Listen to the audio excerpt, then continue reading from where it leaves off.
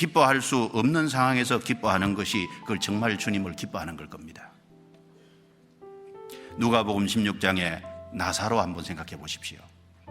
예수님이 말씀하신 말씀인데, 부자는 자색 옷과 고운 베옷을 입고 날마다 호화로이 연락한다. 날마다 잔치를 하고 있지 않습니까? 그런데 그 집 대문에서 누워있는 나사로는 불평할 수밖에 없는 상황이잖아요. 그런데 나사로는 하나님은 나의 위로자다.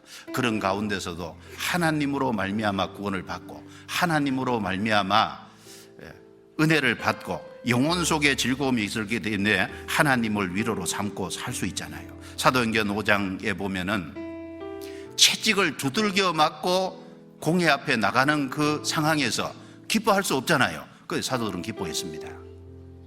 바울 사도가 신라가 시큰 두들겨 맞고 그렇게 했는데 기뻐하는 거 봐요.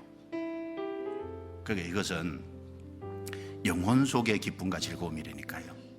영혼 속에서 올라오는, 그 영혼 깊숙이서 올라오는 기쁨과 즐거움. 그러니까 육신적으로는 도저히 기뻐할 수 없는 상황임에도 불구하고 그 영혼 속에 하나님과의 관계 속에서 하나님이 주신 신령한 것들로 인해서, 그리고 하나님을 알아감으로 인해서 하나님이 어떠한 분인지 신뢰하기 때문에 그 영혼 속에서 올라오는 그 즐거움과 기쁨을 말하는 겁니다. 그게 진짜로 주님을 기뻐하는 거예요. 그리고 기뻐하는 거하고, 주님으로 기뻐하는 거하고 주님을 사랑하는 거하고는 사실 연결되어 있습니다. 여호와를 기뻐하라 이 말이 되려면 여호와를 사랑하는 것이 전제되어 있는 겁니다. 사랑하지 않으면 기뻐할 수 없잖아요. 부모가 자식을 사랑하지 않으면 자식을 기뻐할 수 없는 겁니다. 구원받은 사람이 주님을 사랑하지 않으면 주님을 기뻐할 수가 없는 거예요. 사랑하고 기쁨하고 연결되어 있습니다. 시편 5편을 찾아보겠습니다. 시편 5편 11절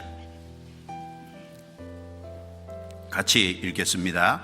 오직 주에게 피하는 자는 다 기뻐하며 주의 보호로 인하여 영영이 기뻐 외치며 주의 이름을 사랑하는 자들은 주를 즐거워하리이다.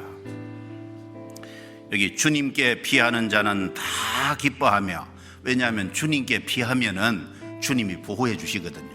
주님께 피하는 사람은 주님의 보호를 받기 때문에 기뻐합니다. 주의 보호를 인하여 영영이 기뻐 외치며, 주님의 보호를 받아본 사람은 영영이 기뻐할 수 있을 겁니다. 그리고 주의 이름을 사랑하는 자들은 주를 즐거워하리이다. 사랑하고 즐거움과 기쁨은 연결되어 있다니까요. 주님을 사랑하는 거하고 주님을 기뻐하는 거하고는 연결되어 있습니다.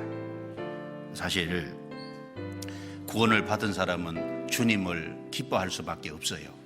왜냐하면 주님의 사랑을 받은 사람이기 때문에 주님을 기뻐하는 것이니까. 그래서 요한일서 4장 10절에는 사랑은 여기 있으니 우리가 하나님을 사랑한 것이 아니요 오직 하나님이 우리를 사랑하사 우리를 위하여 자기 독생자를 보내셨음이니라. 그렇죠. 사랑은 우리에게서 출발하는 게 아니지 않습니까? 하나님에게 사랑이 있었고 하나님이 먼저 우리를 불쌍히 여겼고 그래서 독생자를 보내주셨고 그래서 십자가를 통해서 우리 모든 죄를 해결해 주신, 우리 대신 형벌을 받게 하신, 우리 죄값을 갚아 주신, 그거는 사랑이 동기지 않습니까? 사랑은 여기 있으니 사랑은 하나님께 있습니다. 구원받은 사람은 그 사랑을 받았잖아요. 그러니까 그 받았기 때문에 사랑하는 겁니다. 요한일서 4장 19절에 우리가 사랑하면 그가 먼저 우리를 사랑하셨음이니라. 우리가 주님을 사랑하는 이유는 주님이 먼저 우리를 사랑해 줬기 때문에 그렇습니다. 부활하신 예수님께서 베드로에게 찾아오셔서 요한복음 21장 15절부터 17절 말씀에 3번에 걸쳐서 내가 나를 사랑하느냐라고 물었잖아요. 예수님이 베드로에게 네가 3년 반 동안 많이 배웠느냐 이렇게 안 물어봤습니다. 3년 반 동안 예수님은 제자들을 가르쳤잖아요. 그런데 베드로에게 나타나서 주님이 물은 단 한 가지가 내가 나를 사랑하느냐 이걸 물었습니다. 베드로는 예, 제가 주님을 사랑한 줄 주께서 아십니다. 주님은 우리에게 물으시겠죠. 내가 나를 사랑하느냐. 우리도 주님을 사랑한다고 구원받은 사람은 정상적으로 다 답을 할 수 있습니다. 그래서 우리 사랑은 주님이 우리를 사랑했기 때문에 그 주님의 사랑을 받은 결과 사랑하는 사랑입니다. 그래서 요한복음 13장 34절 35절에 새 계명을 너희에게 주노니 너희가 서로 사랑하라. 내가 너희를 사랑한 것 같이 너희도 서로 사랑하라. 내가 너희를 사랑한 것 같이는 뭡니까? 그 사랑을 받은 사람에게 하는 얘기잖아요. 주님의 사랑을 못 받았으면 사랑하라고 말할 리가 없습니다. 주님은 주님의 사랑을 주셨기 때문에, 우리가 사랑을 받았기 때문에 주님을 사랑하고 형제 자매를 사랑하고 이웃을 사랑해서 전도하라고 말하지 않습니까? 그런데 문제는 이 사랑이 깨어질 수 있다는 거예요. 문제는 이 사랑이 식어질 수 있다는 겁니다. 첫사랑을 잃어버릴 수 있다는 것이 문제지 않습니까? 혹시 주님의 그 첫사랑을 잃어버려서 처음 행위를 잃어버린 분 있지 않습니까? 올 한 해 살아오면서 지금까지 있는 것은 감사한데, 그런데 혹시 주님의 사랑을 잃어버리고 그 첫사랑을 잃어버려서 처음 행위가 없어지고 책임감과 의무감에서만 마지 못해서 내가 봉사하고 마지 못해서 주어진 일을 하고 그러진 않았냐 그 말입니다. 그렇다면 합당치 않을 거예요. 요한계시록 2장 4절 5절입니다. 같이 읽겠습니다. 그러나 너를 책망할 것이 있나니 너의 처음 사랑을 버렸느니라. 그러므로 어디서 떨어진 것을 생각하고 회개하여 처음 행위를 가지라.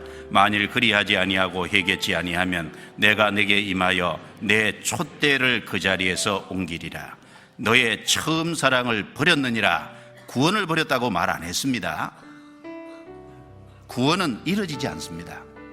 그런데 주님을 향한 사랑은 식을 수 있다는 게 문제예요.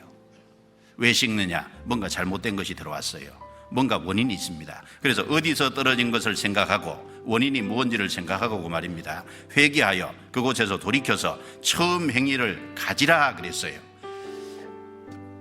자, 주님을 향한 사랑에서 주님을 향한 온전한 행위가 나옵니다. 그러므로 주님을 향한 사랑이 식어버리면 주님을 향한 온전한 행위도 잃어버리게 되는 거예요. 그럼 주님을 향한 사랑을, 처음 사랑을 잃어버린 사람은 어떻게 되냐? 그 주님을 향한 처음 사랑을 회복할 때 주님을 향한 온전한 행위도 다시 회복이 될 수 있는 겁니다. 신랑과 신부, 남편과 아내가 서로 사랑해서 결혼을 했습니다. 처음에는 아내가 남편을 사랑해서 남편을 사랑하는 그 마음에서부터 모든 것을 했습니다. 그런데 점점 시간이 지나가면서 아내가 남편을 향한 사랑이 식어져 버렸습니다. 그래서 여전히 아침마다 출근하는 준비를 하고 밥도 해주고 여러 가지 것을 챙기지만, 그러나 책임감과 의무감으로 하고 있어요. 마지 못해서 하고 있어요. 남편이 좋아할까요? 좋아하지 않을 겁니다. 처음 사랑이 이루어지면요, 그게 책임감과 의무감, 마지 못해서 하는 겁니다. 그 첫사랑을 회복해야 돼요. 사랑은 정말 중요한 겁니다. 구약성경 창세기 29장에 보면 야곱이 라헬을 사랑했어요. 얼마나 사랑했냐 하면은 7년을 수일같이 여길 정도로 사랑했어요.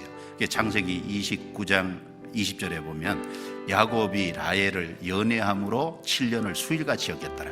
그리고 무려 14년 동안 장인에게 양을 치는 봉사를 했는데 봉급 하나도 안 받고 했어요. 얼마나 사랑했으면.